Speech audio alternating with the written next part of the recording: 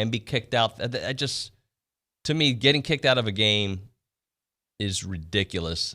Assess the 15-yarder, or like they do with punting, sometimes it's a 5-yarder. Now, there was one on Louisville last night. Okay, I get it. The quarterback was sliding. Two guys came in. One definitely, hit him with the crown of his helmet. And I know they don't want them to use the crown of the helmet, but that goes back to the old spearing call. But it's a frustrating thing. It slows down the game. It takes physicality out of the game. You can't. Back in the day, you're a safety, a hard-hitting safety. Guys were kind of afraid to come over the middle because they're going to get nailed. Now, anytime there's a hard hit, the flag comes out. Yeah, look, and I don't mean to talk out of two sides of my mouth, but I 100% believe you need to protect the players.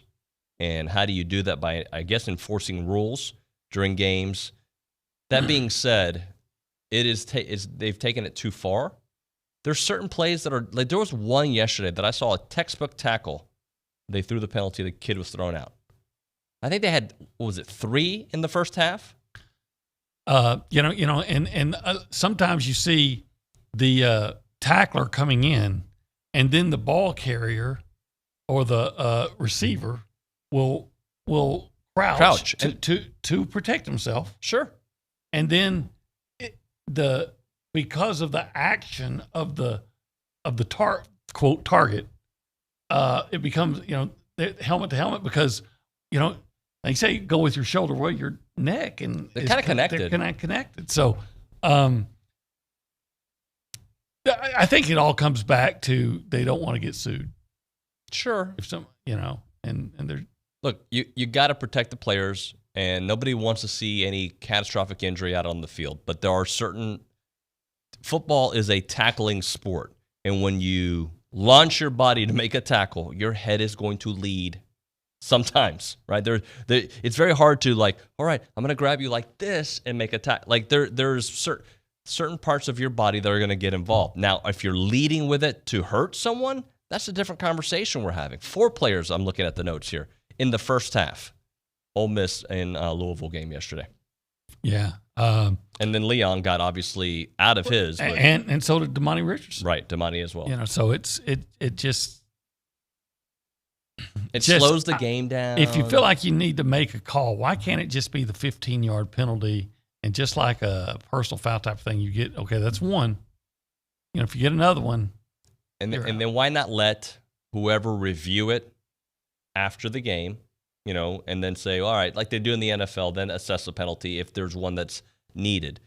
You got to sit out a quarter because they're not going to fine college kids. Right. If you can come to the conclusion that a guy was, like you said, maliciously headhunting, okay, then you're suspended for the next game. But you've got to look at it and say, was a guy just out there trying to make a hustle play?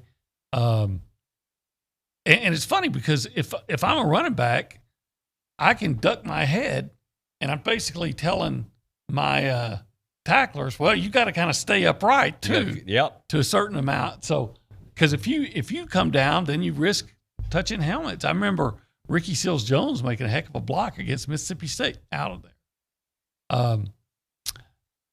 If you hit the helmet on purpose, or if it's the first contact, helmet to helmet first contact, I get it. I don't want to say the NBA has got it right completely, but I do like the flagrant 1, flagrant 2 philosophy, where it's assessed a certain way. They go back and review, and if it is what you're saying, could that work, you think, in a college football world? I think it'd work better than what we got now. Yeah. But college football is famous in just about everything it does of overcorrecting, or doing something that doesn't make sense, and then, well, we're going to tweak it now we're going to tweak it again, now we're going to tweak it again. On this one, they haven't done much tweaking. They've done a little bit. You don't have to leave the stadium now. You can stay on the bench. But I don't know how much they're going to change it, because, like I said, I really believe they're just wanting to make sure. They want to make sure the players are safe, but at the same time, they don't want to get sued either. So let me set the table for the show, by the way. This is TexAgs Radio presented by David Gardner's Jewelers here in the Rollo Insurance Studio. And we've got a couple topics that we're debating. Obviously, I didn't come with the idea of leading the show with targeting, but I was just everything I'm reading it just kind of was top of mind, especially with what A&M went through this past weekend. But I also want to ask you guys a very simple question that OB and I will break down. What did you learn about your Aggies this weekend? We gave the grades yesterday, but there's something we learned. We got to see Haynes in action, and maybe something about Haynes you didn't expect.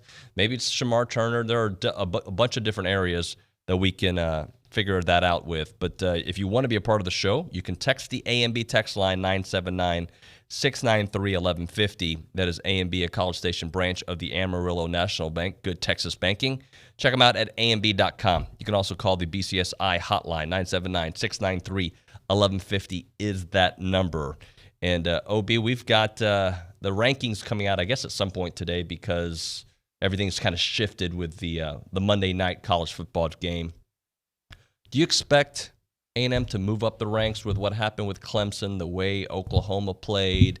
Do you see them moving into that fifth spot? Do you think Clemson will not be penalized as much as some people think? Do you think Oklahoma is penalized for the way they played Tulane? I would like to think A&M is going to move up. I don't think they will. Oklahoma never gets penalized. And I don't know why. But so they can't be the number 2 team in the country, though. Not to my knowledge, or not to my opinion. I think I'm kind of expecting Georgia and Clemson just to trade places. Okay. And so I'm thinking Georgia's going to be third, maybe second, and maybe it'll be Georgia 2, Oklahoma 3. That's kind of how I see it. And then Clemson 5. What about Ohio State? Probably stay put. Yep. Because they did have the big second half. They looked very, I don't want to say mediocre, but they looked like they were vulnerable. Again, the reason I think this is a topic is because style points do matter. The question was asked yesterday of several Aggie players of just, do they think about the rankings? Do they think about how they're beating teams, the prettiness, if you will, of a victory? And if you're looking at just at a final score, A&M did exactly what they had to do. We follow it as closely as anybody, so we saw the ups and the downs in the second quarter and how they fixed it in the third quarter. Nationally, I don't know if they are watching it the way we are, and that's why these victories, going above the spread and winning the way they did. I could see A&M moving up a spot. I could see Clemson dropping. I could see it because their offense was atrocious in that game that I didn't get to watch because we were watching the Aggies. But so was Georgia's. Yes, but their defense was so solid. And they got the victory. Yeah, you're right, though. Both offenses struggled. See, so if you're going to say, not you, but if you're going to say, well, Georgia is a championship contender because look how well their defense played, then you can say, well, then what about Clemson's defense? Right. I think Clemson's defense didn't give up a touchdown. The difference for Clemson is that they don't have a lot of room to make up with the kind of caliber of teams they're going to be playing throughout the year. I think you're exactly right there because the ACC just had a miserable week. Miserable. And so then you're going to look at it and say, when the best day you had, and I'm taking Virginia Tech. I know they beat a team in their conference. Right. So that kind of balances. So the best thing you had going for you was a close loss as a conference, was a close loss to Notre Dame. That's a bad week. Your number 10 team got beat. Your number 5 team or 3 team got beat. Miami just got obliterated. What was the good moment for the ACC? Did you see Louisville got obliterated? A couple of Miami reporters apparently went kind of hard at Manny Diaz there at the University of Miami. And he's, they're basically because they looked not ready to play and they lost by whatever it was, the final score. And he's like, they do that to teams in the national championship game. This is what they do. And in a way, he's right. Miami didn't look ready to play. Alabama looked like they're in the middle of the season. Well, that's true. Plus, midway through the season last year, Miami was the most overrated team in the country. And it's what has changed. Why would Miami be considered the 14th best team in the country? I just don't get it. Now, Alabama's always good. We know they're going to be good. So, I'm not surprised. I think when we had our picks, I took my Alabama, gave the points. Yep. I was very confident in that one. I just didn't. So I don't know how good Miami's going to be. I mean, they're probably going to be about what they were last year, win 8 or 9 games, and especially beating the ACC. Yep. But, I don't know what what anybody was expecting any different. So we had some observations from yesterday, the press conferences. We got to talk to a couple players and Jimbo Fisher. You have a new column out, the Mr. Clean approach. Fisher aims to correct A&M's Week 1 issues. We'll get into that. We'll get into your phone calls and break it all down here on TexAgs Radio, presented by David Gardner's Jewelers. This is The Zone, Aggieland's all-sports station. There's a Kubota for every job. There's a Kubota for every harvest. There's a Kubota for every task. And at Normandy Tractor, for a limited time only, take the drive to Normandy, Texas, and let Vernon and the boys show you what they have. Get the new Kubota BX 1880 16.6 horsepower tractor and a Kubota loader with a quick attach bucket now through December 31st, 2021. For a cash price of only $12,950, or payments as low as $170 per month. With no money down, based on 0% down, 1.99% APR for 84 months. Normandy Tractor has over 8 acres of Kubota tractors, Kubota RTVs, ATVs, and Kubota mowers to choose from. They're at the corner of Highway 39 and OSR in Normandy, Texas. And remember, nobody beats Normandy Tractor. Nobody.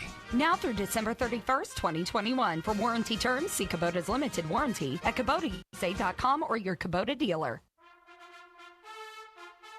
The flagship station for Aggie athletics is The Zone.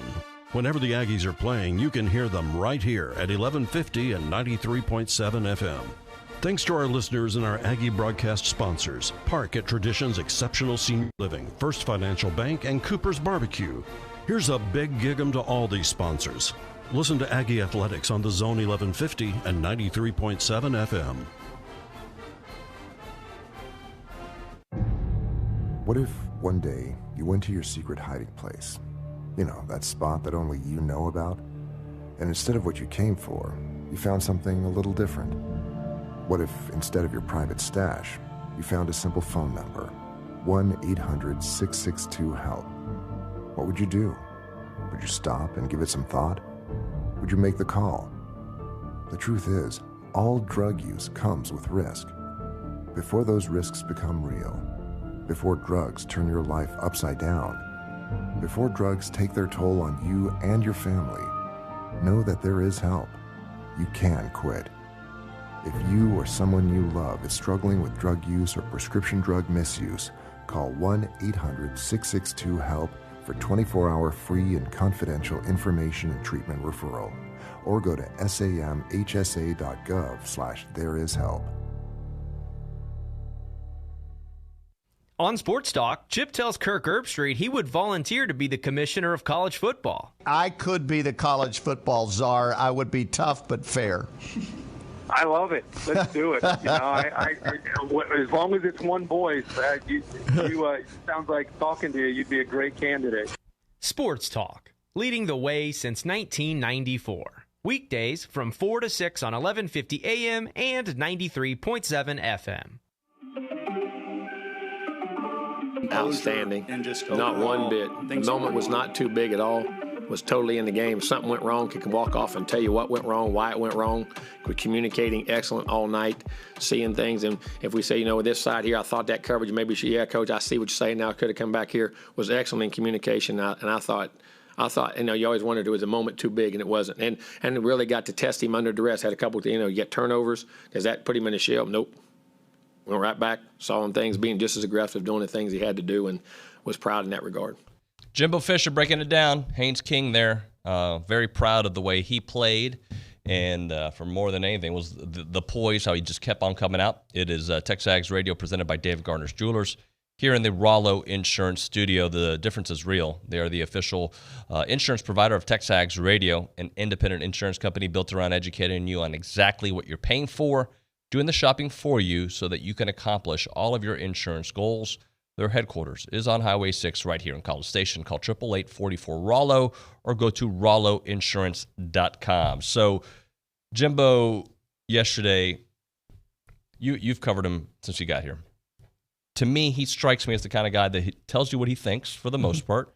He's not going to bury a guy if a guy makes mistakes, but I don't think he goes out of his way to praise people just to praise. I think that is as genuine as it comes, that what he saw from his quarterback yesterday or Saturday is exactly what he wants to see.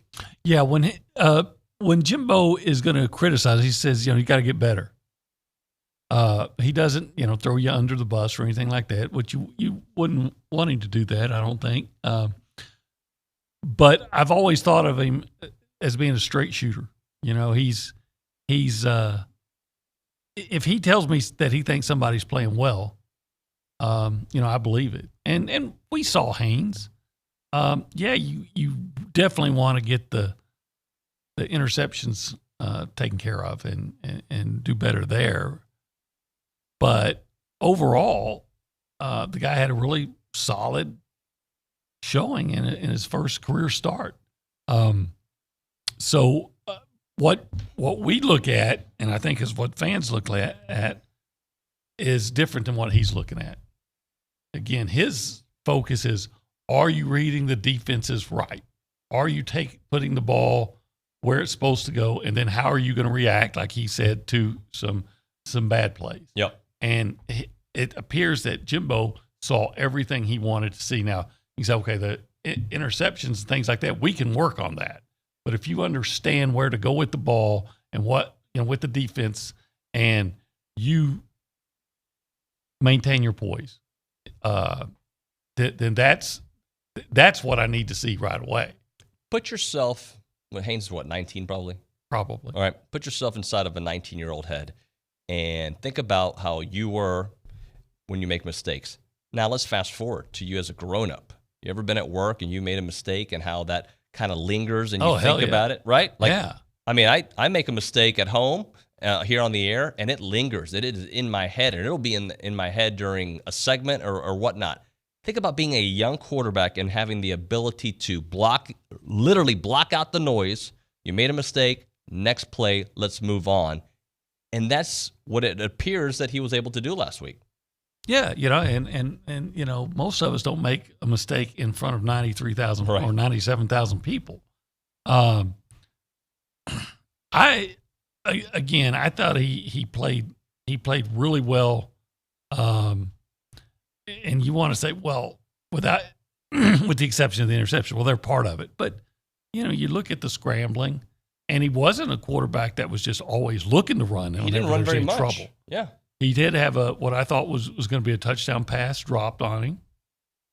He didn't get a lot of help from the officials. He had that one deep pass to Caleb Chapman. Should have been pass interference. Put him in, I guess I wouldn't put him inside the 5 because the rules are different in college. But that ball was going to be on target. So if Anais doesn't drop that ball, he's throwing for 325, 330, and 3 touchdowns. 3 touchdowns. And the offense is 630 yards of offense. Right. Yeah. So, of course, Anais made some nice catches for him as well. Absolutely. But, and that's what, not every – I saw someone was on a board was criticizing the deep ball he completed to Chapman because, well, if it was a little bit underthrown, if he'd thrown it in stride, it would have been a touchdown. I'm like, if we gotten to the point where we're complaining about a 53-yard gain, and not every quarterback's completion is right on the money. Your receivers help you out, and they do things. Absolutely. I thought you should come away from that game really feeling encouraged by your quarterback. Now, just to say that I'm not wearing maroon-colored glasses, I thought you should come away from that game being very concerned about your run defense. Sure. But I think that you should come away thinking, okay, if he progresses like players typically progress through a year, especially as a first-year starter, and gets a little bit better every week, I think, you're you're going to feel really quarterback will become a point of strength. Let me tell you, and here's my maroon glasses on the rush defense, where I'm not as concerned. Now, 2 weeks in a row, it's just like the turnovers. If Haynes comes out against Colorado and has 2 or 3 picks again, I'm more concerned. Obviously, if they give up 200 yards on the ground against Colorado, I'm obviously concerned. Where I am not is I consider a couple things. The personnel that was out there for multiple reasons. A, Clemens not being out there, he's coming back. It looks like that should help out the pass rush. Obviously, McKinley Jackson's still not back, but concerning not to have him out there. And also the fact that they were playing with 6 DBs most of the game. That changes your personnel. That changes the way you attack. You're trying to stop the pass. We expected Kent State to pass. They didn't pass. 92 yards in the air, 110 yards in the air, 89 from Dustin Crum. Those are reasons that I'm not as concerned about the rush. We're about to find out if I should be concerned, though. Well, I mean, they can get better there, but I'm coming out thinking I just didn't see the same kind of linebacker play, and maybe I shouldn't expect to. I mean, Buddy Johnson, in my opinion, had an All-American type of year. Yep. And now he's playing professional football, and you're going to replace him with, and I know Aaron Hansford kind of shifted over, but you're replacing with a guy that's not played before. Right. So, but still, this is a Kent State's, not a powerful team. Yep. I mean, they're good in their conference, but they're from a lesser conference. So, what about that makes you think that you're going to slow down Alabama and Ole Miss for that matter? Yeah, and Ole Miss looked good yesterday. Here's a text on the A&B text line. Noons and OB. I ain't no attorney, but it's really hard to prove intent, and we're going back to the intent for a second, right, unless you hear a guy tell another guy that he's going to put him out of the game. College football should stick with actions on the field and penalize those based on the actions of the tackler, like what King did, and he can really he liked what King did. He goes on to another topic. But, yeah, I liked what King did as well, absolutely. They do need to clean up some things, OB. There is, and as each week, I believe, progresses in talent, Arkansas didn't look all that good against Rice. Again, though, if we're going to use the same microscope that we use with A&M, we got to use it with some of our opponents as well. I'll say this. Jimbo Fisher did not seem very concerned about the run defense. And what was his line? Dipping your nose in the honey? Yes. So he said he sees something. Right. He said that basically he was saying that the guys originally were where they need to be, but then you have a guy that's going to say, hey, I got to go make this tackle. And it's hard to fault him for that, but the way the defense is designed is you take care of that spot and make this guy run into where the tackle is supposed to be or whatever. But don't go jumping over the center and then the guy come to try to make a tackle and then the guy's cutting back. Stay in your lane. Stay in your lane and let the tackle come to you. And I think that is a very important point because at the high school level, you're sometimes, if you're a 4-star, 5-star guy like A&M has, your athletic ability is better than everybody else on the field where you can make those plays and it works. But now, typically, you're taking on guys in that same world who are more scheme-oriented that will go right back to where you were and open that spot. And that's why you have to force them into what the defense is designed to do is get certain players to do certain things. And then if they cut to your area, you're there for the tackle. Right. Apparently, they have a scheme that is guarding against the cut back. Right. So if they cut back, if you stay where you're supposed to be, they're going to cut back into you. And if they don't cut back, they're going to keep bouncing out to somebody else that's going to make that tackle. And that's what he's looking for, and that's what he's going to teach. All right, when we come back here on TexAgs Radio, more of your texts on the A&B text line and on the BCSI Associates hotline if you want to join the show. We'll get into more of what we learned about the Aggies, get into some of your text messages, and continue through on a Tuesday morning. I'm Chelsea Reber with your community calendar on The Zone. The MSC Visual Arts Committee presents Revival, Visualizing Natural History Specimens in Art and Science. On display at the Reynolds Gallery through September 25th. Visit vac.tamu.edu for details. BCS Habitat for Humanity announces its Financial Literacy Workshop Series Thursday evenings this month. Find a schedule of topics and more information at habitatbcs.org. The 38th Annual National Night Out is Tuesday, October 5th. Neighbors are asked to turn on their French port lights and spend the evening outside with neighbors and law enforcement. Contact your local police station to host a block party. For more information about becoming a master gardener, visit brazosmg.com. You can hear the Aggies beat the hell out of Colorado this Saturday starting at 1:30 right here on Sports Radio 1150 and 93.7 FM. Online, you can hear the game at radioaggieland.com. And if you have a smart speaker, just say Play Zone 1150. I'm Chelsea Reber on The Zone.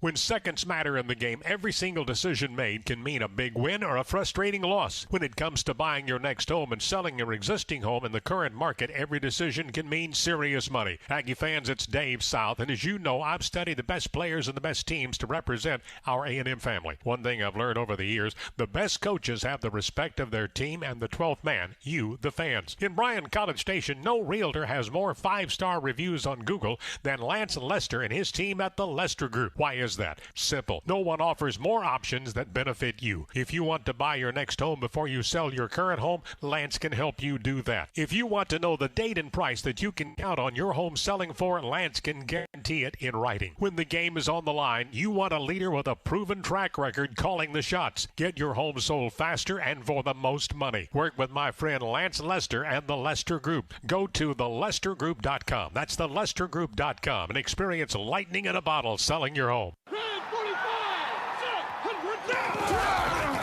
Bryan Broadcasting is your home for high school football. Bryan High, A&M Consolidated, Rudder, and College Station High play on the Bryan Broadcasting family of stations.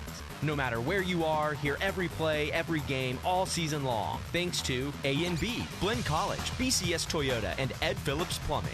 To find out when and where to hear your favorite team, go to brazosfootball.com.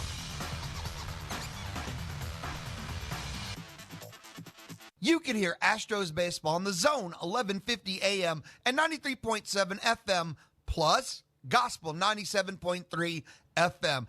Astros baseball on Bryan Broadcasting is brought to you by Kelly Burt Dozer. Listen in as the Astros contend for the AL West title. Listen in as the Astros battle for the best record in the American League. Listen in as the Astros contend for another World Series title. Astros baseball on The Zone and Gospel 97.3 FM is brought to you by Kelly Burt Dozer and in part by First Financial Bank.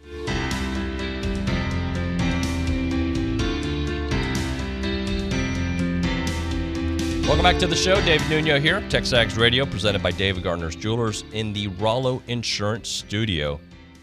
Going through a Tuesday morning as we just try to figure out A&M's problems and solve them. Not that many of them as they head to Colorado this weekend. We'll head out Friday after the show, and we will be there and bring you all the coverage as we can. It's going to be a fun trip for my first experience with the TexAgs crew. I brought up at the top of the show a question. What did you learn about your Aggies this weekend? And you can answer that on the A&B text line, 979-693-1150, or on the BCSI hotline, 979-693-1150.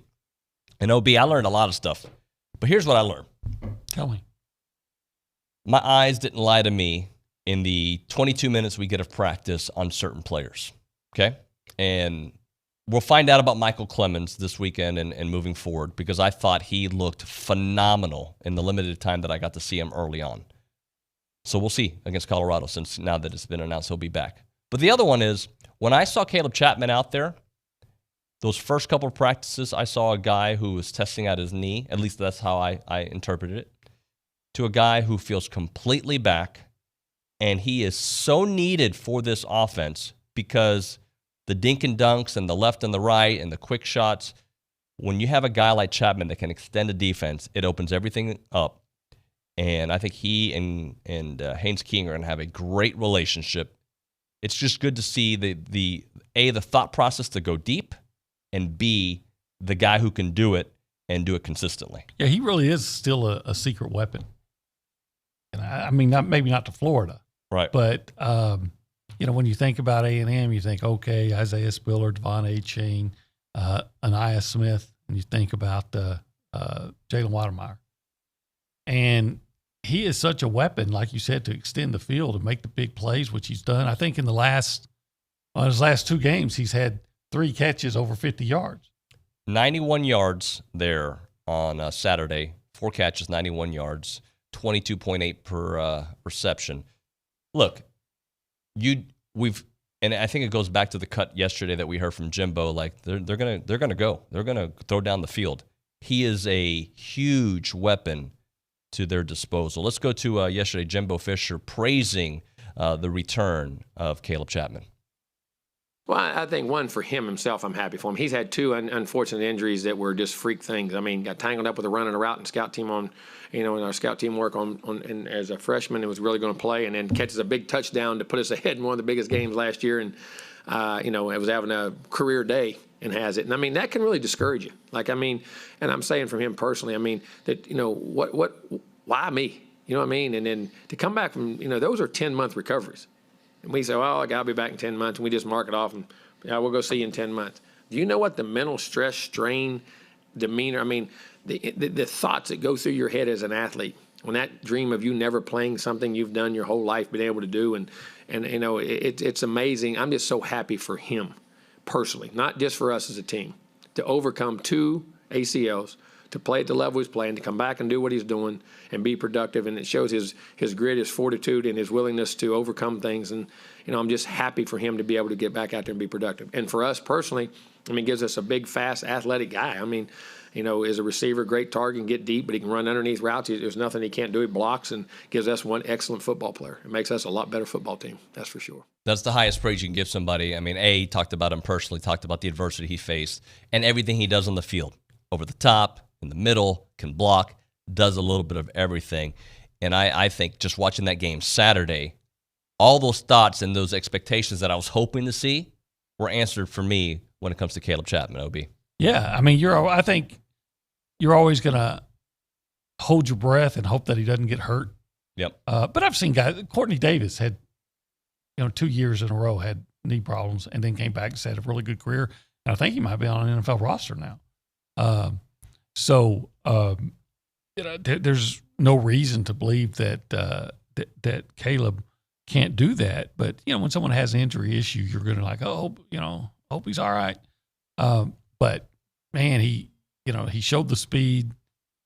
He's great hands. I mean, he's big target. All the things you're looking for, right? Yeah, he is, and he's so productive.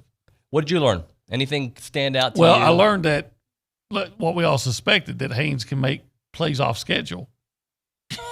With that 14-yard scramble on 3rd and 10, and he was really good on 3rd down. Yep. I think I counted. Sometimes I might get it wrong, but I think I counted that he had that he converted 6 of 7. Yeah. On 3rd down with passes. I think he was 6 of 7 on 3rd down passing, and then he had the one run, something like that. Close. If it wasn't that, it was close to that. Close to that. So he was really good on 3rd down. And I think we also learned that the freshmen, Bryce Foster, Shamar Turner, are ready to make an immediate impact.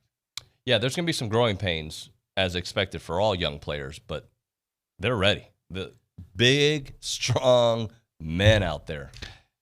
Shamar Turner, again, I wonder how they'll use him when McKinley Jackson gets back. Is he going to come in on what a pass rush he showed?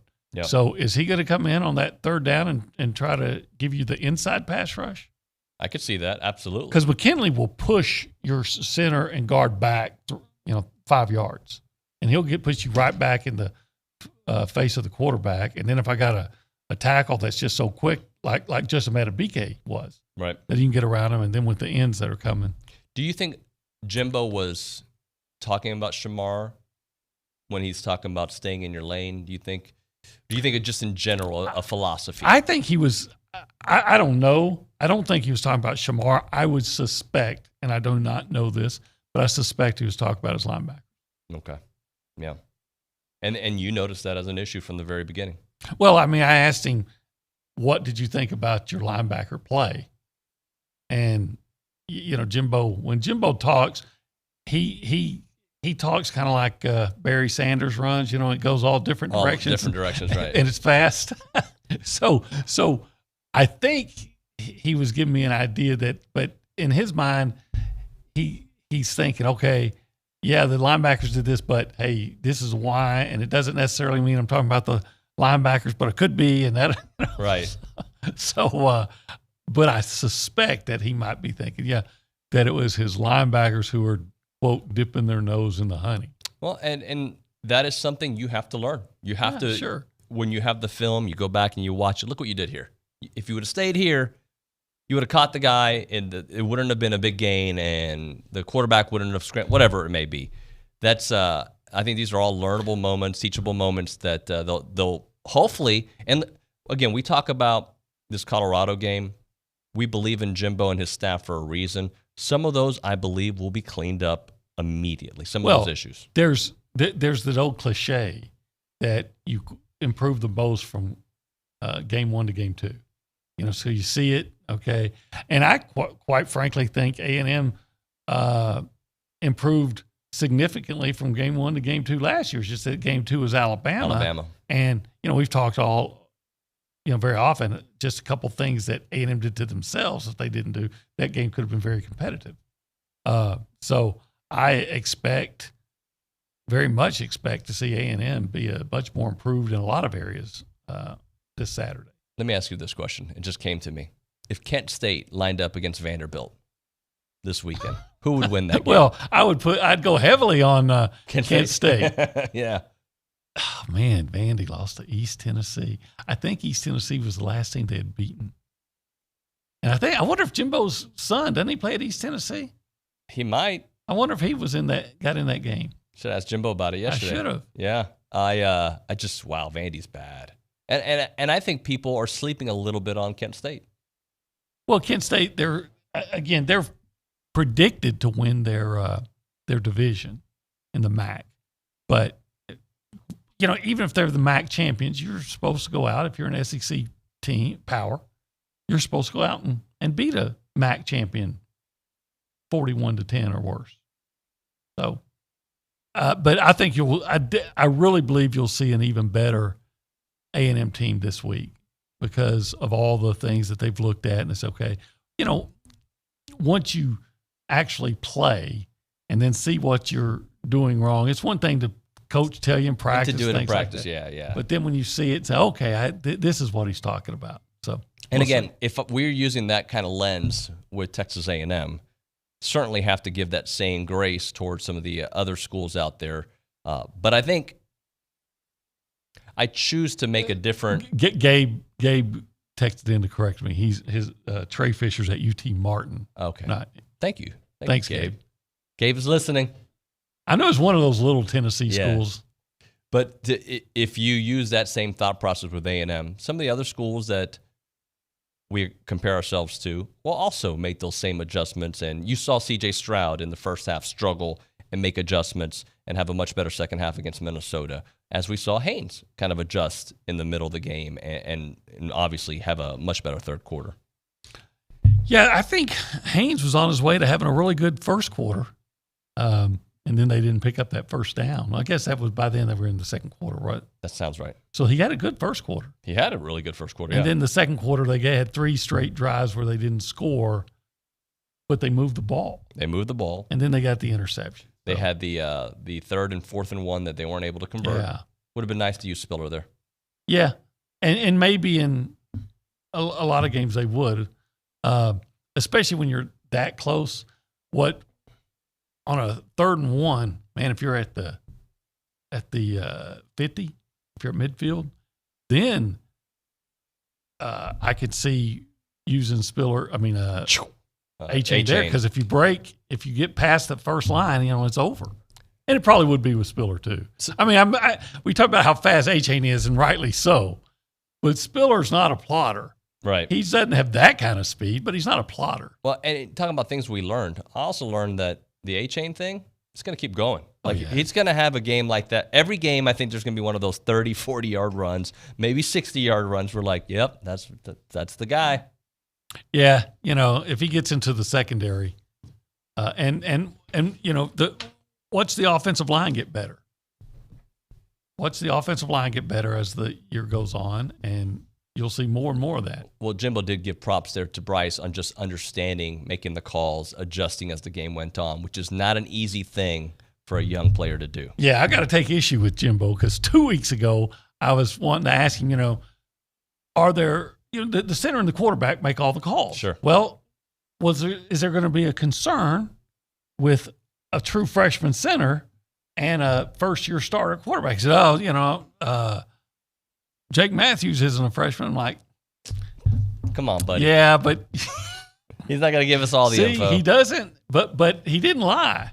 Right. All right. Let's when we come back, we'll get to those text messages. I promise that, guys. But right now, talk about my buddy Chance McClain, Heritage Films, who make documentary films for your parents, for you. How about you? You're listening at home, at work, and you're like, man, I don't know if I want my story on film. Yeah, you do, because it's not for you. It's for your family. It's for everybody. It's for your grandkids. It's for their grandkids. And Heritage Films is the guys that do it. They make these documentary films that feel like you're watching it on cable TV. Do they even have cable TV? On YouTube TV, whatever they have it. That's where you want to check it out. And Chance is one of the most creative guys. He is the most creative guy that I know out there. Broadway musicals. He's done red carpet shows, started a radio station. The guy can just do it all. But he's down to earth, and his daughter, Gunn, was working the game this past week, and she goes to A&M. She's going to school here for a film career. Been with the company since day one, which means they're an Aggie company, guys, and they love our history. They love your history, and they're so good at telling that story. It takes them about 8 to 10 weeks to do this. So this is, I'm talking first-class, like cinematic awesomeness that he'll put together for you. Check it out at yourheritagefilm.com, yourheritagefilm.com, 713-893-8341, 713-893-8341. You're listening to Aggieland's Home for Sports. The Zone, 1150 AM and 93.7 FM. The love that I have for Texas A&M is just feeling so much a part of the school, feeling like there's always people there to support you, that you've got a friend no matter what. I'd want to give a student the chance to do something they want to do. And the association, I know, gave a lot of my friends the ability to go forward and to actually pick the major they wanted, do the studies they wanted to do. When I started thinking about college, I had one goal in mind, and that was my parents will not pay for my schooling. There's a lot of kids out there who are going to make good Aggies, and we ought to give them a chance, and I'm willing to put my share in to try to help them. Of all of our traditions that are well known, the one that sometimes gets passed over and just taken for granted is perhaps the greatest, and that's Aggies helping Aggies. To learn more about the association's impact or to make a gift, visit tx.ag/giving. Howdy, y'all. This is Cullen Gillespie, former 12th man. I've always tried to help my team on and off the field, and now I'd like to help Texas A&M fans like you cut their electricity bills in half. Yep, in half. It takes less than 5 minutes and you'll save hundreds, maybe even thousands of dollars every year. 90% of Texans overpay for electricity, so don't be one of them. Sign up today at energyogre.com and use code GILLY, G-I-L-L-Y, for a free month of service. The 15th Annual Fall Wedding Show and Benefit is Sunday, September 19th at the Brazos County Expo Complex. Meet local event professionals offering everything you'll need to plan your wedding. Tickets are $20 at the door or $15 in advance online now at wabv.org. You won't want to miss meeting local wedding professionals or the chance to win a $1,000 gift certificate valid at any wedding association member. Get your tickets now for the 15th Annual Fall Wedding Show and Benefit at wabv.org. Every year, 4.5 million young adults between the ages of 18 and 24 visit the ER. It's every parent's nightmare. Umergency gives you all the tools you need to quickly and effectively manage your family's emergency. Umergency provides instant access to vital resources, customized to your student's campus and local community, digital consent form, and built-in urgent alert button. Umergency gives you peace of mind when you need it most. Download your Umergency app now. Week 1 in the books. If you missed TexAgs Radio presented by David Gardner's Jewelers, you missed this. I cannot wait to see what he can do with this defense. Yeah, no, he's he's got the potential. Like, he left last year at 4.5 sacks in 4.5 games. He got hurt in Game 5 against Arkansas, 4.5 sacks. He was very active early in the season. He was having his best year. If there's a guy with potential for double-digit sacks on this team, it's he or Tyree. And I think as the tandem, they could do that. It's TexAgs Radio, 8 a.m. to 11 a.m., Monday through Friday on The Zone.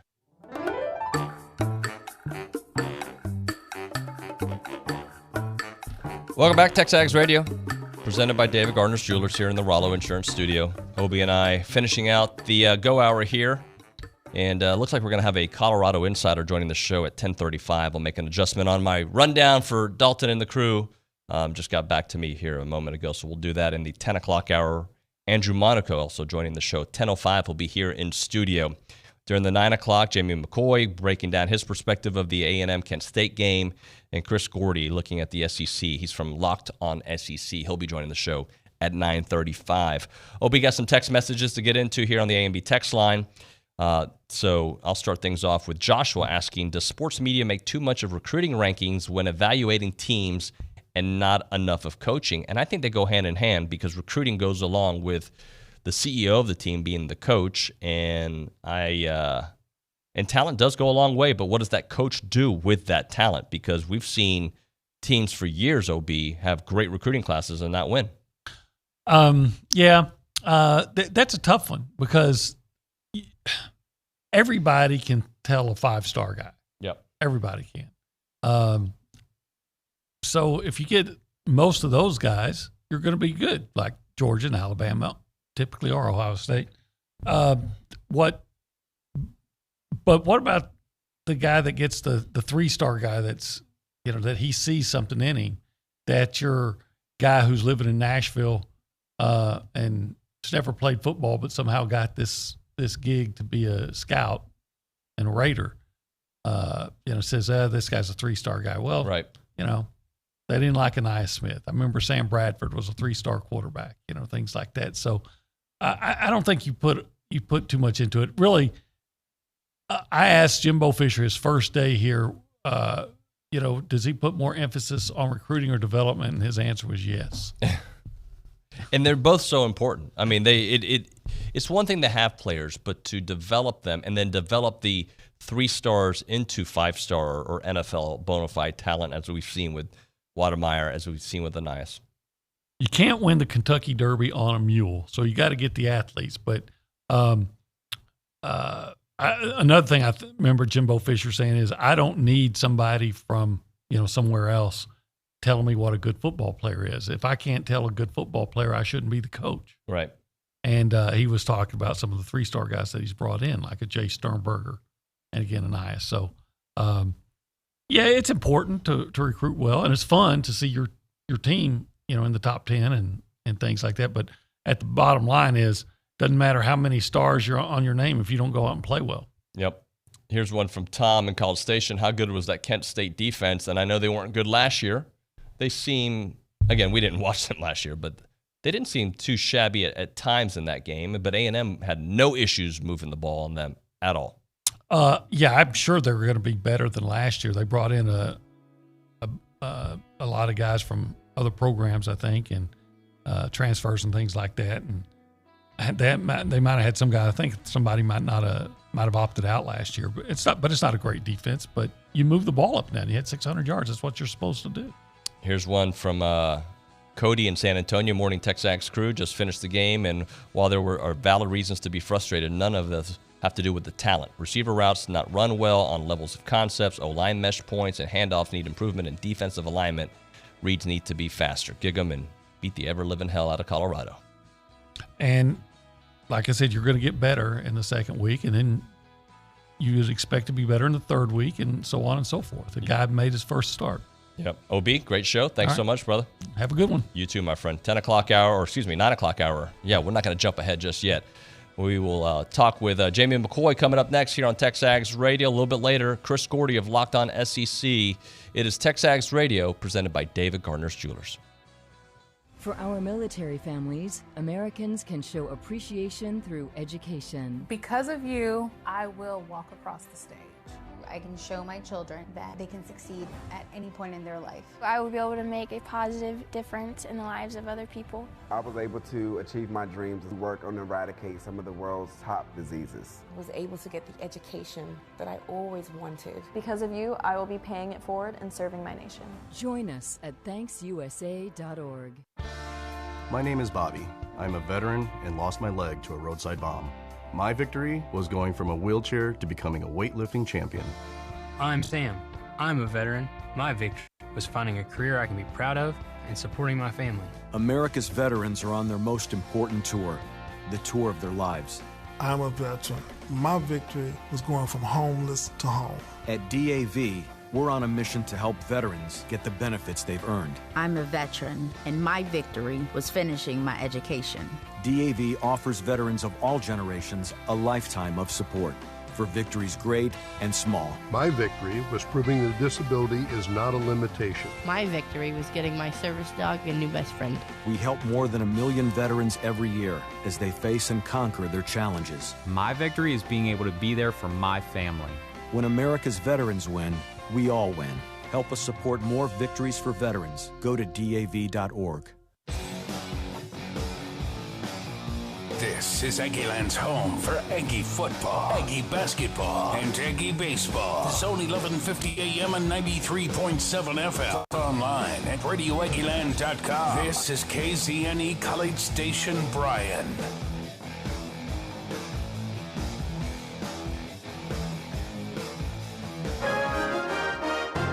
From WTAW, I'm Chelsea Reber with a news update on the Zone. The College Station City Council and city staff are working to provide more ways for residents to be notified of proposed zoning changes and related development items.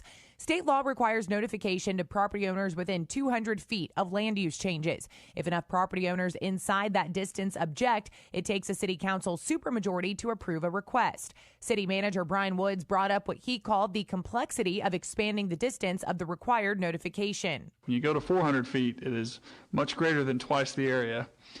So you do create a bigger impact, and there is literally a staff person who's having to confirm all this stuff. During a 40-minute discussion at the last council meeting, Mayor Carl Mooney called on adding QR codes. Staff was also directed to investigate how city notifications could be emailed to interested residents. The Bryan City Council is holding a special meeting today. Among other things, final actions expected on the fiscal year 2022 budget and the first reading on next year's property tax rate. Final action on the tax rate scheduled for next Tuesday. Today's agenda also includes action to borrow more than $15 million to build an underground water storage aquifer. This is in addition to more than $2 million that was borrowed 5 years ago to do a preliminary study and a pilot project to store water to meet future demands.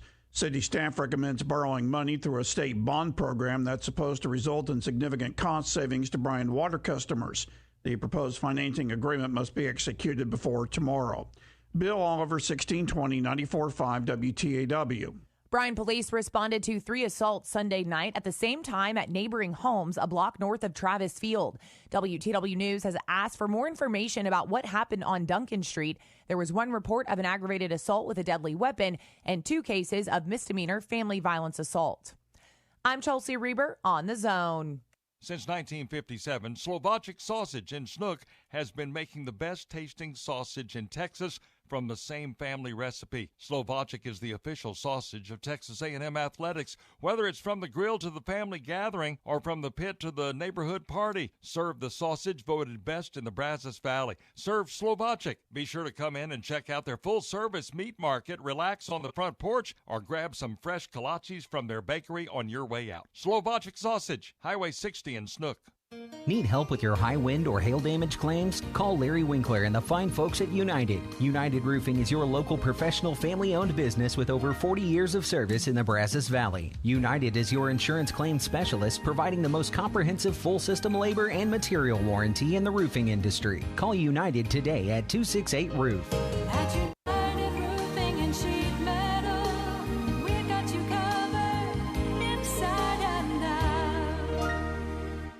Good morning, sports fans. I'm Zach Taylor with your Aggie Sports Minute on the Zone. This Sports Minute is brought to you by Hill Cometa Roofing and Supply. Call 936-825-0500 or click hillcoatsupply.com.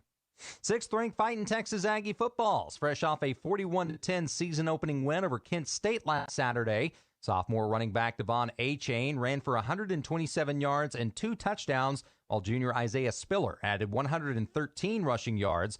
I asked A-Chain how he and Spiller complement each other in the backfield. Even when we not having a good game or having a bad game, we always with each other. Like, we always compliment each other, telling us stuff what we need to do, or based off like if he ain't see this or if I ain't see something, he'll tell me like when I come on the sideline.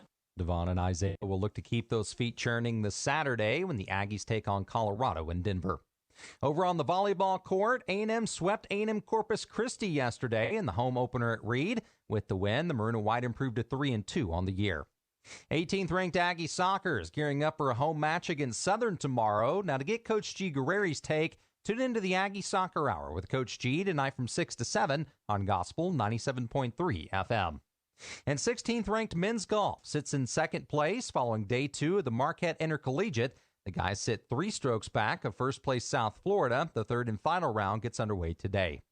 And that's been your Aggie Sports Minute, brought to you by Hilco Metal Roofing and Supply. On The Zone, I'm Zach Taylor. The Bellucci Hour is back. It is back at the tap every Monday and Thursday at 6 p.m. thanks to King Ranch Saddle Shop. Join Billy Liucci of TexAgs, TexAgs.com, TexAgs Radio, and the Liucci Cast, along with Zach Taylor, the Infomaniac, and Sports Director of Brian Broadcasting. Monday, Thursday, 6 p.m. It's the Bellucci Hour, happy hour, and it's all thanks to King Ranch Saddle Shop. Let the Bellucci Hour get you ready for Aggie Football 2021.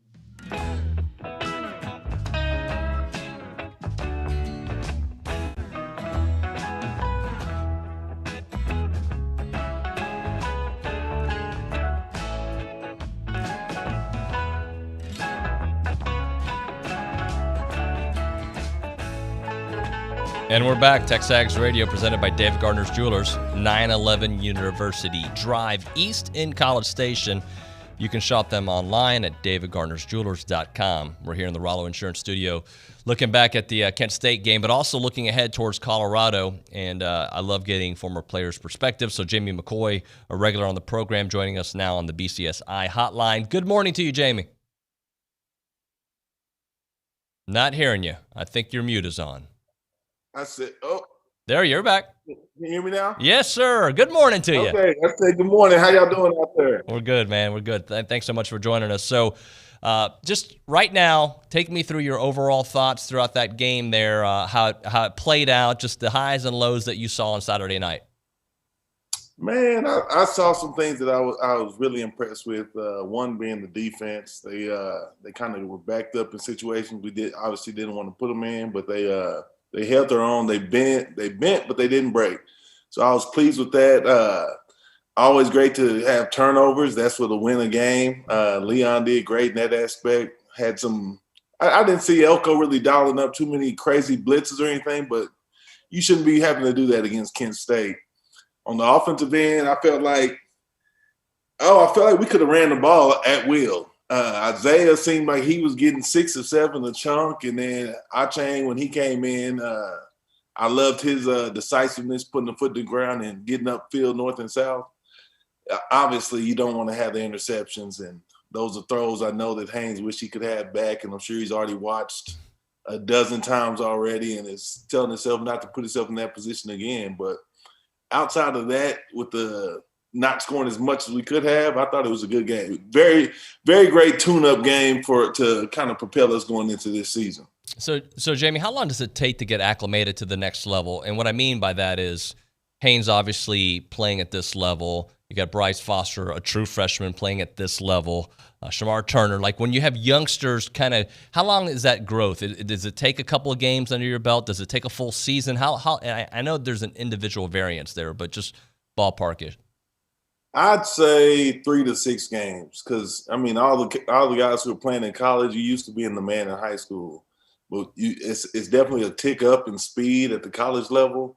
And once you get out there, I mean, you could be going to 1s versus 1s in practice all day. You get to see the speed and kind of feel it, but you don't really know that game environment, crowds yelling, the pressure's kind of intensified a little bit.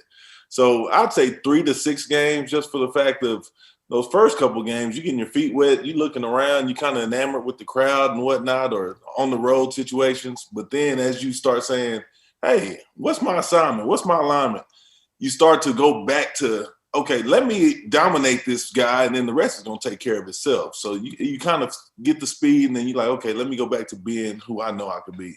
And there is a difference, right, with the game speed. People always talk about it, but you may practice against 5-stars all day at practice, but when you go to the game, it's a different level of intensity and emotion that gets the best of you.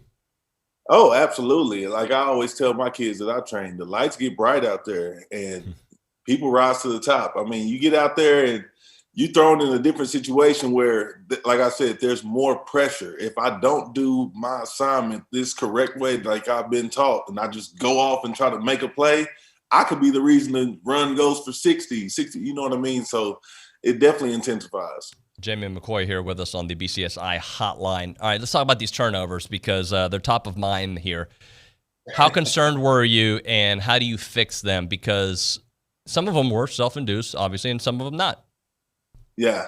I think you fix them just by – I'm sure Jimbo went back and has been in his ear asking him, normally in those situations, you ask your quarterback, you know, what were you seeing here? What were you thinking? Why did you do this? And I think on both of those turnovers, it was Haynes trying to force the situation or just kind of push it. And sometimes, some cases, you don't always have to get the first down. You could check it down to a back. And we got backs good enough with Anais, Chain, and Isaiah that they make one guy miss. That could be the 7-8 yards you need for a first down. And one of those that it was, I think, 25-yard line or so, live to play another play. You don't necessarily have to get that catch. If it's not there, throw it away. There's nothing wrong with taking another play or letting your kicker, Seth Small, come in and put 3 on the board. You know, you want to take what they give you is another one. Yeah. Hey, I want to go to the Jalen Watermeyer play where he kind of tipped the ball and that was picked off, the very first interception of the game. Could that be a combination of, obviously, you know, Jalen thinks it's for him, so he puts his hand out there, it gets intercepted, but maybe the route running on, you know, just maybe they weren't as precise as it should be because it seemed like a tight window regardless. Oh, yeah. It's tough. Sometimes my rule of thumb is if I can get my hands on it, I'm going to try to catch it. I don't know if it's for me or not, but you hate to be the guy that lets it go and then the defense picks it off. So if you can touch it, go ahead and try to grab it. I mean, the QB should have a little bit of accuracy to where if it's in my vicinity, I'm going for it. But, I mean, he only got one hand on it. If you get 2 on there, then I'm more mad at the receiver. So I think it's just one of those deals where you kind of go back, like I said, film room type stuff where you say, Haynes may tell Jalen, hey, I'm wanting you to throttle down right there or whatever the case may be. It could have been on whoever it was on. They know who it was on. You just got to get on the same page and not let it happen again. Jamie, Jimbo went on to talk about Haynes' poise out there, how he just kept on going, was not phased. Take me inside of a huddle. Can you guys sense it when a QB is Teflon, they can move on, and vice versa when it's definitely getting to him? Yeah, for sure. Now, I can't speak or testify for Haynes because I hadn't really gotten to hear him speak much or, you know, give his interviews or know his demeanor in the huddle. But for the most part, you get in the huddle and the quarterback, you already got to trust him just because he's giving the plays. All eyes are on him. But Haynes just strikes me as the type that it's water off a duck's back. He knows he messed up. He made a mistake, but I don't even think he's one that kind of harps on it. He seems like the type of kid that's, okay, on to the next. And that's how you got to be, especially being a coach's kid. A coach knows any game, you could work and do whatever you want to do in practice, but all it takes is one play and something may go awry. So I know the coaches always had that mindset, okay, what do we got to do next to move forward, progress, and get this win? So I know that that's kind of been instilled in Haynes, and he knows, hey, on to the next play. Whether it was good or bad, can't dwell on it. Let's go on to the next play. Jimmy, do you have any examples in your career here at A&M or maybe in the pro level where a quarterback was having a rough outing but was able to weather the storm and kind of galvanize his team to, I don't know if a victory, but just kind of be able to push it back? Gosh, on the spot, I really can't think of many. I know there were situations with me and Gerard, whether it be us coming back and winning the game against Texas Tech for the first time in a while, but Yeah, you're going to deal with adversity, especially I know Kent State wasn't the most formidable opponent, but you're going to be in situations. That's why these games are good, because you're going to be in a situation where you got to draw back on these experiences and say, hey, how do we get out of this and how do we do better next time? So Gerard comes to mind. That's really the only one I can think of, but I know they'll be ready. All right, let's move on to the running game for a moment, and it was nice to see that running game on point. Let's start off with Isaiah Spiller. Seemed like in that first quarter, it was just like, here we go again, Isaiah doing his thing. Oh, yeah. For me, I was like, man, we back where we left off last year. Just get this kid the ball. 28 can run it. And there was a crazy stat that popped up during the game that we're 15-0, or something like that. I want to say it was 15-0 when Isaiah gets 15 touches or more.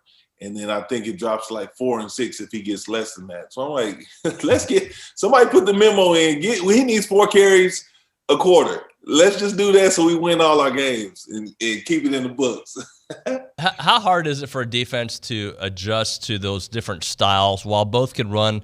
Both are fast, and I'm talking about A-Chain here. And, of course, Anias does his thing as well in multiple positions. But both A-Chain and Spiller are fast, but they're different types of fast, right? And both are powerful, but different types of powerful. How hard is that to prepare for when you've got the, what do they call it, fire and lightning, whatever they call it, between the two?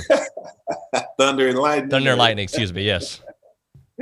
Man, it's tough because I know as a defender, you're say for instance with Isaiah, you may know that in our zone scheme, he may like to kind of set up a block like Le'Veon and kind of slow play it and then come around the corner.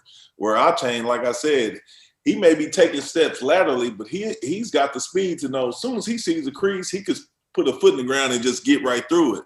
So as a defender, you're ready to kind of move and be elusive for one back, but then another back, if I step too far out of this gap, I don't have the speed to recover on this end because he's going to fly by. So you got to kind of pick your poison. And really what the good thing about that for us is we can sub them in so quick on the fly that teams have to kind of be alert and kind of speak to themselves and say, hey, 6 is in the game or 28, you got to be alert and know who's who and know, I guess, the best strength of that back and what you're dealing with. Defensively, Kent State was able to run the ball a little bit. Some of it because of breakdown of plays and the quarterback able to get out there. But they ran the ball for, 200 yards. Was it more of a personnel situation, putting the 6 defensive backs out there? One of the things Jimbo said yesterday was don't put your nose in the honey, going all over the place and sticking to your assignment. What did you see as the reason Kent State was able to run? I don't think it was anything crazy. I think it's just gap. Playing your gaps better. I think a good chunk of those runs came from, little breakdown plays where I know the quarterback had a few opportunities where he got to scramble. And then to second that, they were doing that hurry up pace. And when you playing, Chip Kelly was doing that back in the day. But when you playing that, you don't have time to set your defense or say, hey, or sub in a guy or whatever. You kind of playing on the fly. You just made a tackle. You're trying to get back in your spot, get back a line properly. And before you know it, they hitting you with a misdirection another way. So it's just about being disciplined. Really, you got to, in this game in particular, you have to stop them for either a loss or no gain on that first down. Whenever they would get 8 yards or so and the first down was almost imminent, that's when you get the chance to pop off those runs because okay, we could set up a play action or a draw and just run it. But I think we're going to be okay. I think that's just getting those first game jitters out. And like I said, they bit, but they really didn't break often. They kind of would pull it together, which is you always happy to see that. Hey, were you able to watch other college football games? Did you take in any other action? Oh, yeah. I watched Alabama. I watched a little bit of Ole Miss last night, just getting ready for that storm. I watched Georgia, Clemson. It was college. It was a lot of ball. I know I watched a little bit of the Oklahoma game, which I can't believe they did what they did. A little bit of Texas.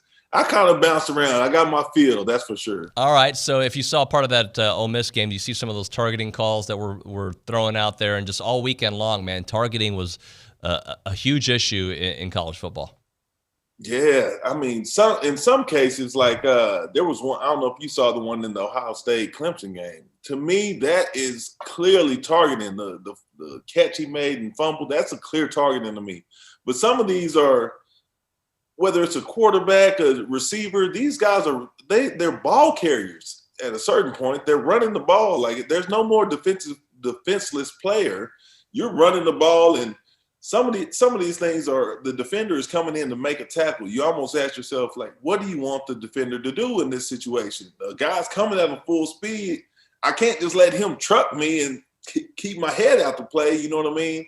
So I know that it's the first weekend back, and there was a lot of targeting calls. I think they work on that and maybe talk amongst themselves, but you got to get rid of the ones that aren't true targeting. Sometimes these guys, it's football, and that's the nature of the game. Everybody who is playing football knows what they signed up for in that aspect. You mentioned Alabama, man. They didn't have first-week jitters at all. Miami was shook, but goodness gracious. What Bama was able to do in week one with pretty much new personnel shouldn't surprise anybody. At the same time, it was surprising that it was done within a minute of that game. Oh, yeah. They looked like a well-oiled machine. I mean, there was no drop-off. Everybody was flying around. Defense, everybody knew what they were supposed to do. And, offensively, the quarterback seemed like a really good athlete. What I did like with Miami is they not always, but they showed some situations in which this kid could be rattled, which I'm sure that Alabama's watching that on tape as well. But I think Elko, with our veteran defense, I think he should be able to dial up some stuff and keep this young guy kind of rattled. Hey, just one final thing. Heading to Colorado this weekend, altitude is a big topic of conversation. Colorado's running game, another one. Just your thoughts on what the Aggies need to do to, I don't want to just say win. I expect that, but a convincing 21, 28, 35-point victory is what I would like to see. What do they have to do? You got to shore up your run gaps. Like we said, you can't be letting runs bust for what they're not supposed to bust for. We had a great run defense last year, and one game doesn't define you. So I think you shore up some things on that end. And I think once you do that and you put the defense in passing, not passer-friendly situations on third down, I think you get better outcomes on defense. Offensively, I think you come out, you run the ball, you impose your will, you let Haynes I like how Jimbo kind of gave him the freedom to make mistakes, because we're going to need that. Clearly, as the season goes longer, we're going to get tougher opponents. But sure up, let them run, let the big boys eat up front, and then trickle in some more of these offensive weapons for us. I didn't get to see Cup. I didn't get to see Demas. Chase Lane did his thing, and I love seeing Chapman get back out there and whatnot. Get Wademeyer involved more, kind of spread it around, get everybody involved. And I don't see why we can't get out of there kind of unscathed and ready for the next one. Jamie, I appreciate you, man. Thanks so much for joining us.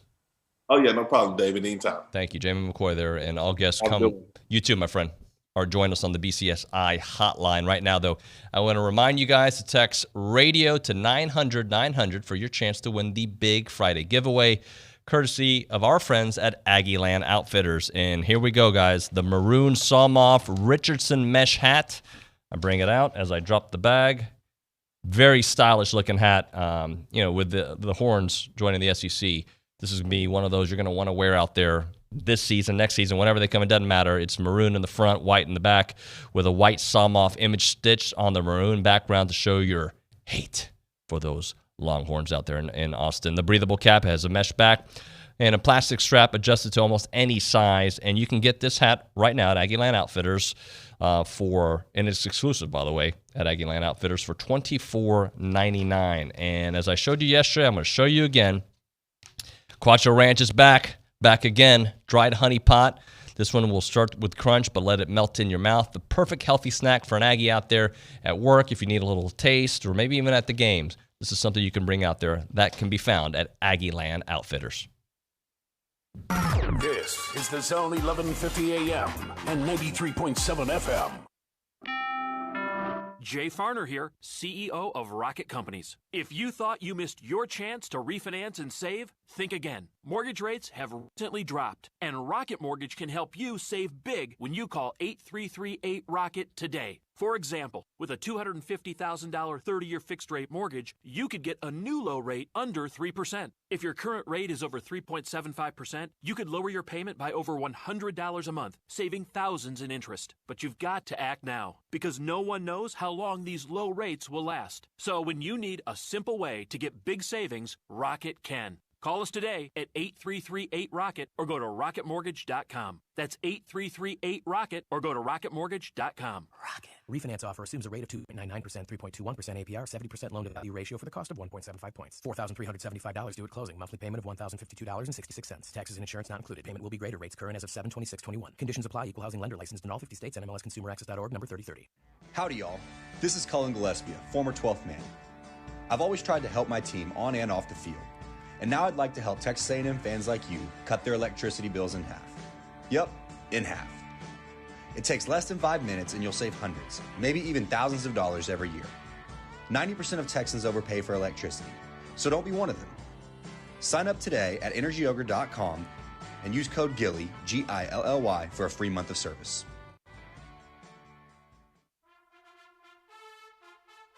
Flagship station for Aggie Athletics is The Zone.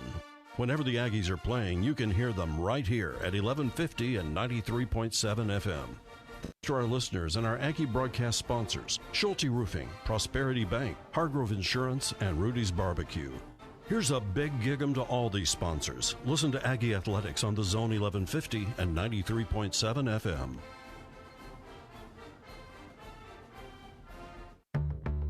Today, millions of people all across America are building a life in recovery from addiction and mental illness, helping themselves and helping each other, with friends, family, and community lending their strength and support. Join the Voices for Recovery. Together, we are stronger. For 24-hour free and confidential information and treatment referral for mental and substance use disorders, for you or someone you know, call 1-800-662-HELP. Brought to you by the U.S. Department of Health and Human Services. Listening to The Zone on your Amazon Dot or Echo is easy. Even Louie figured it out. 2 simple steps, and you can hear Chip Howard Sports Talk, TexAgs Radio, The Louie Bellina Show, and many of your favorite A&M teams anytime, anywhere with your special friend, Alexa. Step 1, and only one time, say, Alexa, enable Zone 1150 skill. Then anytime you want to hear your favorite host or teams, all you have to do is say, Alexa, play Zone 1150. Make sure to set it all up and say, Alexa, enable Zone 1150 skill, and listen in anytime just by saying, Alexa, play Zone 1150.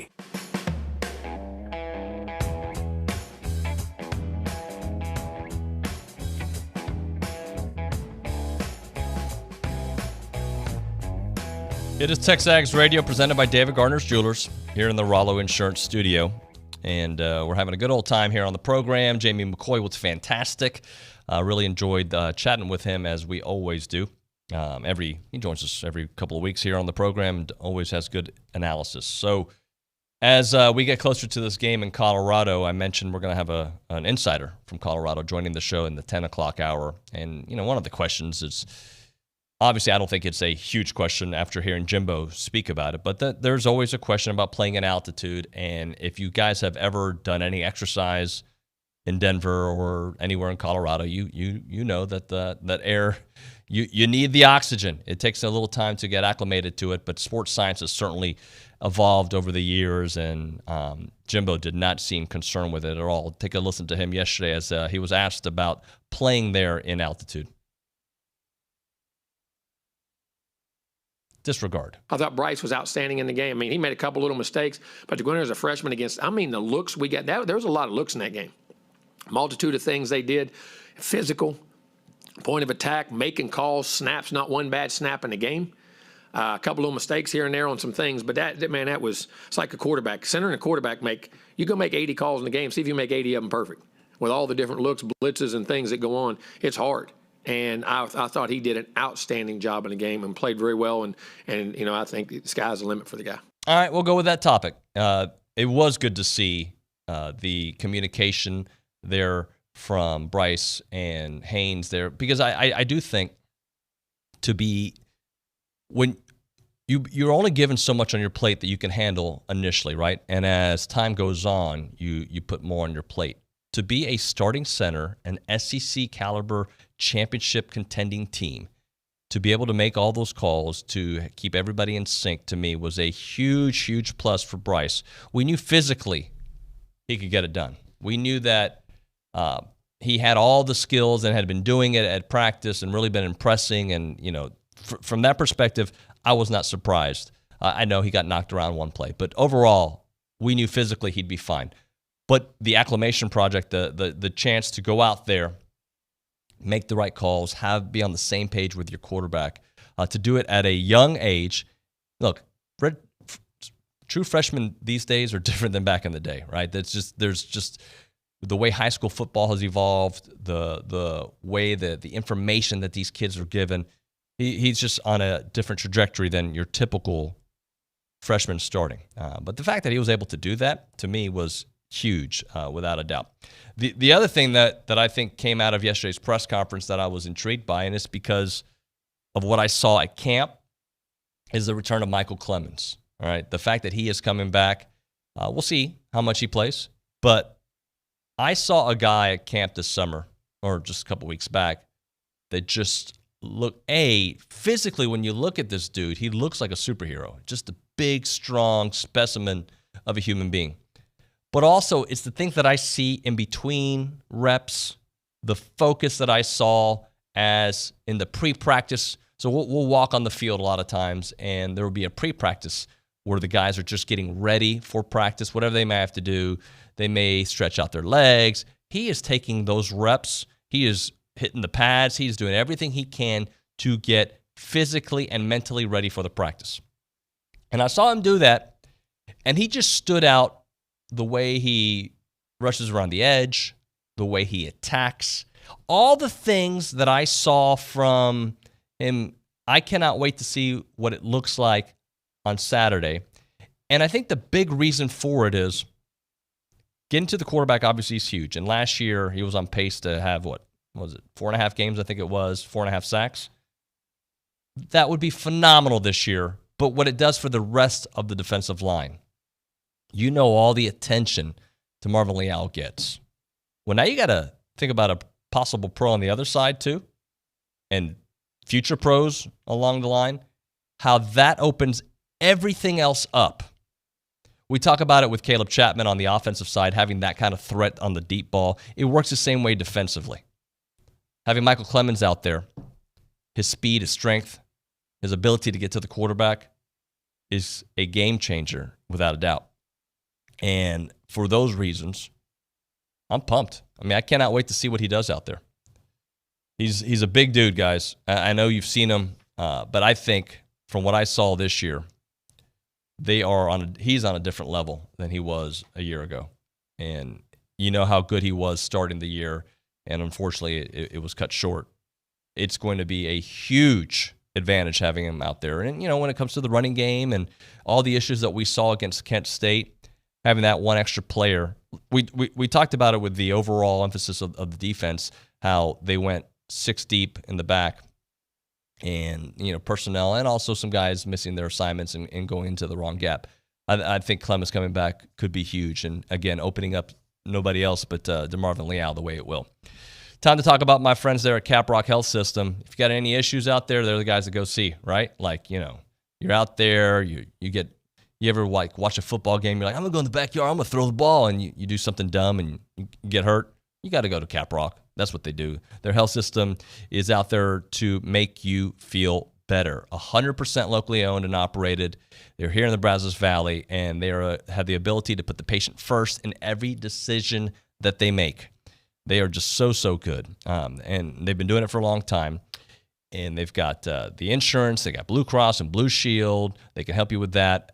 You got hospital admission, laboratory, outpatient testing, radiology, and they also maintain cash pay prices that rival any competitor in the BCS, and encourages you to see that for yourself. Check them out. Caprock Hospital in Bryan and Caprock 24-hour emergency in South College Station. Both facilities have 0 wait times for emergency care. You'll never have to sit in a crowded waiting room, and their hospital and ER, 24-hour ER, maintain a clean, sterile, and safe environment. It is Caprock Health System. I'm Chelsea Reber with your community calendar on The Zone. Registration is now open for nonprofits wanting to participate in this year's Brazos Valley Gives event. Register at brazosvalleygives.org. The Sexual Assault Resource Center invites you to their primary fundraising event, the Evening Under the Stars Gala, Friday, October 8th at the Brownstone Reserve. Purchase tickets online at sarcbv.org. Pull off the cover of your classic auto and drive out to Wheelock on